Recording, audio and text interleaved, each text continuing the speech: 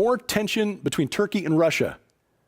It's SkyWatchTV for Tuesday, December 8th, 2015. I'm Derek Gilbert. More tit-for-tat incidents between Russia and Turkey over the weekend, kind of the geopolitical equivalent of a couple of kids pinching, poking, and nudging each other. The kind of stuff that makes, Dad say, don't make me come down there. Except that it's really not appropriate to be flippant about it, because if this gets out of hand, a lot of people could get hurt or killed.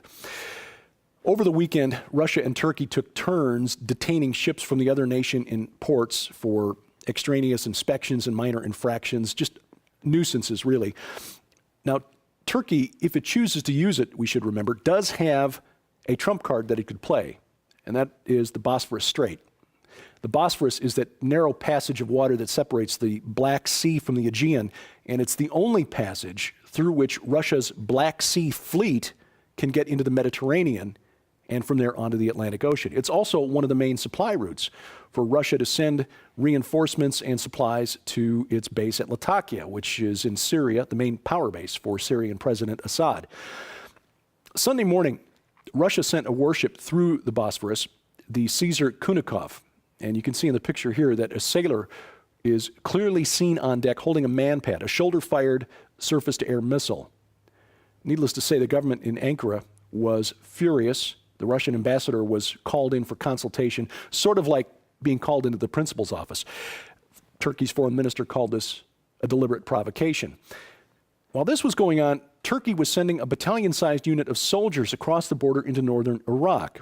They reportedly deployed to an existing base near the ISIS stronghold of Mosul.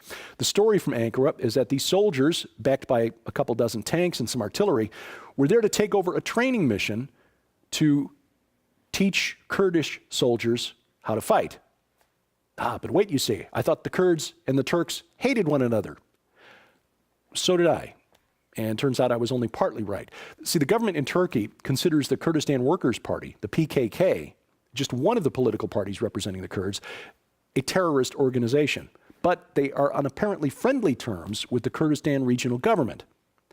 It's probably not a coincidence that the KRG pumps about 632,000 barrels of oil per day from the area north of Mosul, which gets moved to a Turkish port via a network of smugglers, drivers, and middlemen.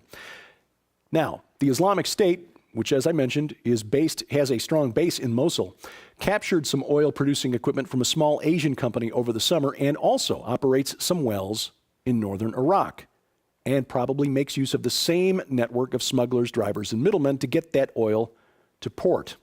Last week, of course, thanks to that Russian presentation, we know that it's very likely high-ranking members of the Turkish government, including possibly members of the president's family, Bilal Erdogan, son of the president, are profiting from this trade in black market ISIS oil. Now, interestingly enough, a report last month indicates that Israel buys 70% of its oil from the Kurds, oil that is moved to the port in Turkey and then shipped to Israel via this network of smugglers, drivers, and middlemen. Speculating now, is it possible that was part of the conversation between Benjamin Netanyahu and Vladimir Putin when they met in Moscow just before Russia deployed forces to Syria, knowing that that trade, that supply route, was going to be disrupted? There are analysts who speculate that part of that conversation did include Israel offering a stake in the massive Leviathan natural gas field in the eastern Mediterranean to Russia's state-owned energy company, Gazprom. So, is it out of the realm of possibility that oil, as well as natural gas, was part of the discussion? Again, just speculating on my part. So, back to the Turkish army. They weren't invited by the government in Baghdad. And by the way, the Iraqi government, the official government in Baghdad, is not very happy about this Kurdish oil business anyway.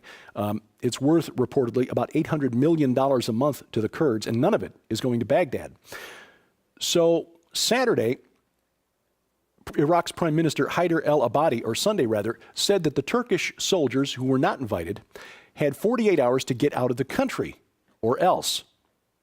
Now, it's not clear what else the Iraqi army could actually impose on the Turkish soldiers, because they haven't been able to get the Islamic State out of Mosul, and Mosul is in between Baghdad and this Turkish base.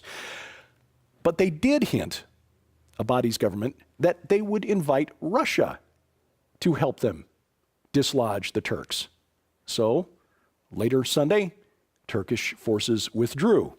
And the government in Ankara said that there would be no more deployments in Iraq for Turkish soldiers until Baghdad's concerns were assuaged. Now, interestingly enough, the U.S. government over the weekend issued a statement saying that it objected to the entry of any more Turkish soldiers into Iraq without the consent of the Iraqi government. I say that's interesting because last week, Tuesday, U.S. Secretary of Defense Ash Carter told Congress that if Baghdad didn't cooperate with us a little bit more, we, the United States, would work directly with Sunni militia units to arm and train them over the objections of the Iraqi government.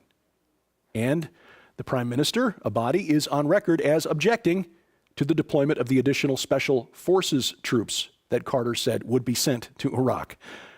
And by the way, the Shia militia groups, as I mentioned last week, who are doing the bulk of the fighting in Iraq against the Islamic State, have already gone on record as saying they will fight any U.S. soldiers that set foot on Iraqi soil. Over in Syria, Russia is beefing up the hardware that it's got on the ground there. Dozens of advanced T-90 heavy battle tanks being sent to Syria, apparently deployed last week, delivered to Syria's 4th Armored Division, which is under the control of Bashar Assad's younger brother, General Ali Maher Assad.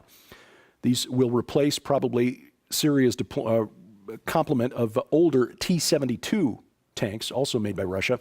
Analysts say that the anti-tank missiles in possession of the Syrian rebels, while they are effective against the T-72s, cannot stop the heavier, better armored T-90, except for the Islamic State, which captured a bunch of U.S.-made anti-tank weaponry when the Iraqi army ran away and left it behind earlier this year.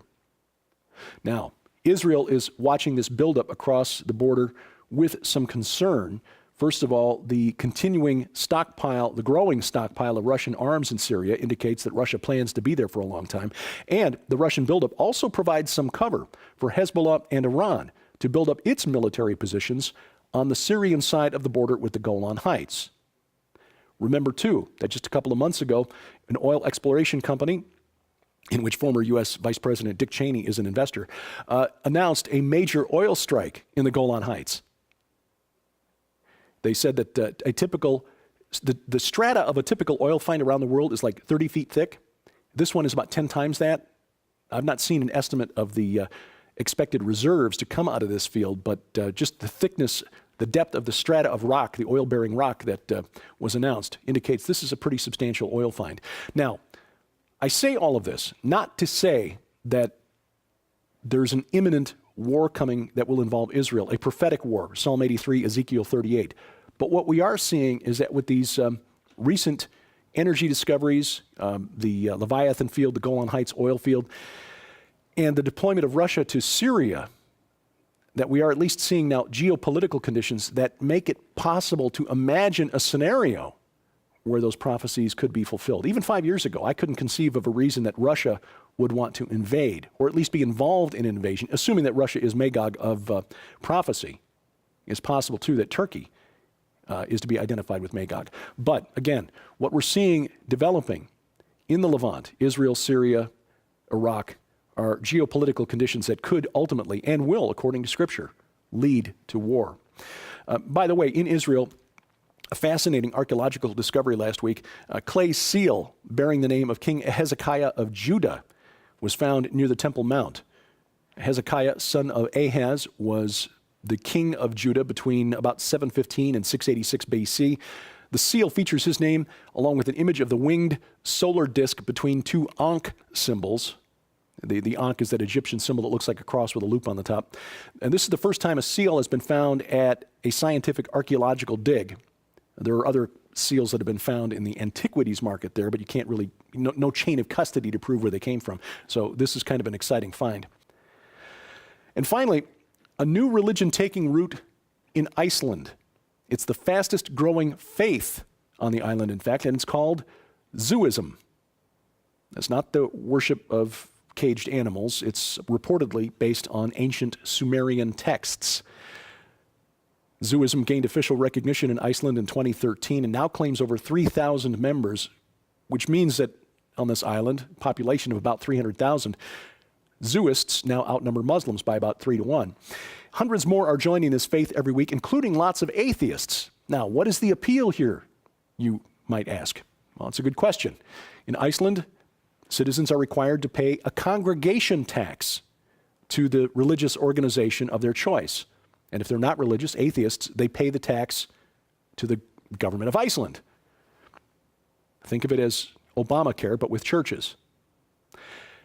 Now, the appeal to the Church of Zooism is that it promises to give the cash that it collects back to its members.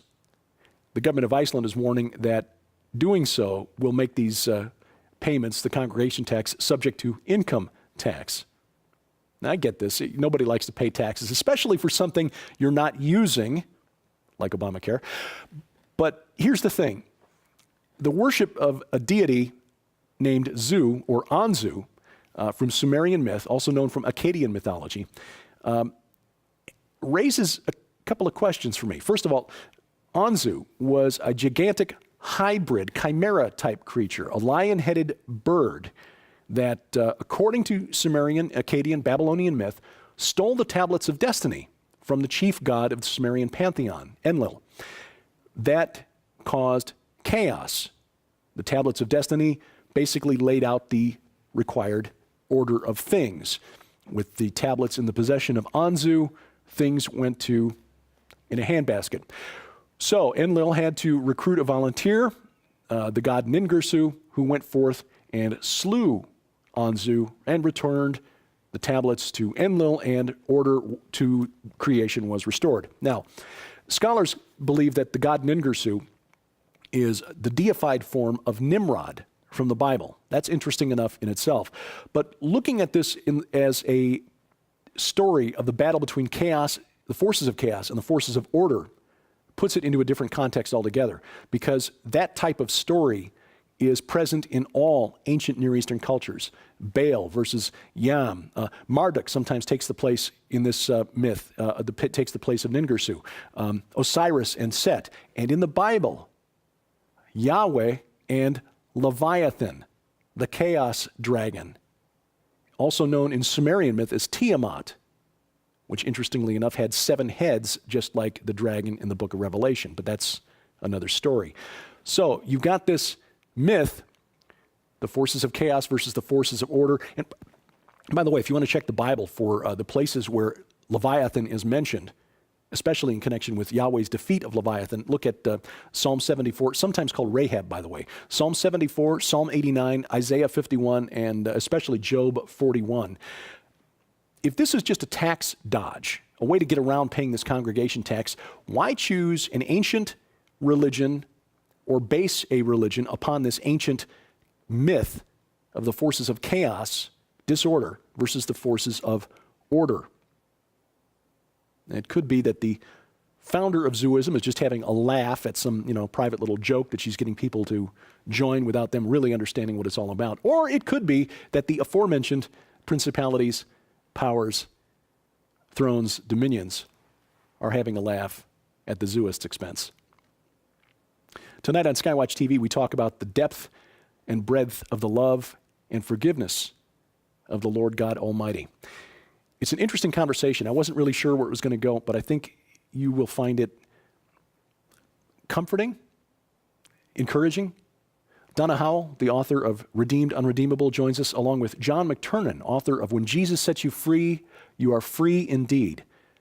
SkyWatch TV airs tonight on the Christian Television Network, 9:30 p.m. Eastern Time. That's UTC-5.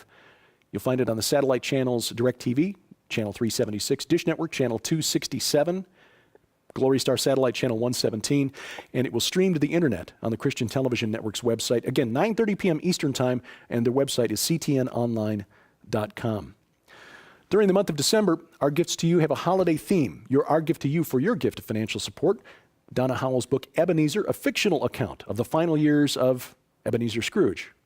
Well, it's kind of redundant, of course, because Ebenezer Scrooge is a fictional character. But anyway, what might have happened to Scrooge after the conclusion of Charles Dickens' story? Ebenezer, The Final Years of Scrooge, our gift to you, along with 3 hours of Christmas music, the World Christmas 3 CD collection, an hour each of Latin, African, and Celtic music of the season. That, along with an ornament for your tree, our gift to you for your gift of any amount during the month of December. U.S. residents only, please. Instructions on how to donate posted at SkyWatchTV.com. And online, here's where I hang out. Twitter, Facebook, and my website. And, of course, my email address for your comments, questions, and suggestions is dgilbert@SkyWatchTV.com. Thank you for watching as we keep watch. I'm Derek Gilbert, and this is SkyWatch TV. The holidays are on us, and this Christmas, SkyWatch TV can help you give the gift of preparedness to the ones you love. How better to show your love to your family than to buy something that will help them when their electricity goes out, when everything fails, and we all know that there's a possibility of that happening.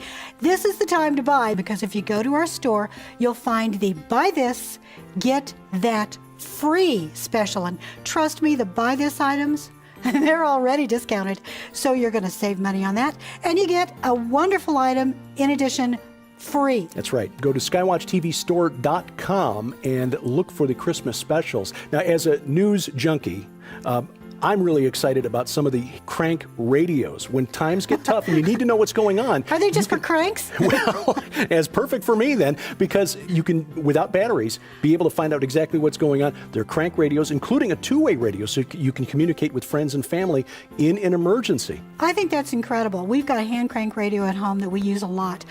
I hope it never happens, but more than likely the day's going to come. Even if it's just a power outage from a storm, you're going to need something to hear the weather on. We've got seed kits, emergency ration kits, Berkey water filters. I mean, it's all the things you wanted to get for prepping and you wanted to save money, or you want to give to your family members. Now's the time to buy. And many of those seed kits are heirloom seeds, the kind of things that you don't typically get when you go to the store to buy seeds. Seeds that you can basically, when the plant ripens, you can save some of those seeds and plant them again next year. You can. It's almost a buy once, have them forever sort of thing, if you just save from year to year. And they're non-GMO. Exactly. Plenty of other items in the store, including more information, books that tell you about how to prepare and plan for times that are troublesome. And certainly that would describe the age we're living in right now. Buy this. Get that free. You gotta love it. Yep. Give the gift of preparedness this holiday season. SkyWatch TV, SkyWatchTVStore.com. And again, Merry Christmas from SkyWatch TV.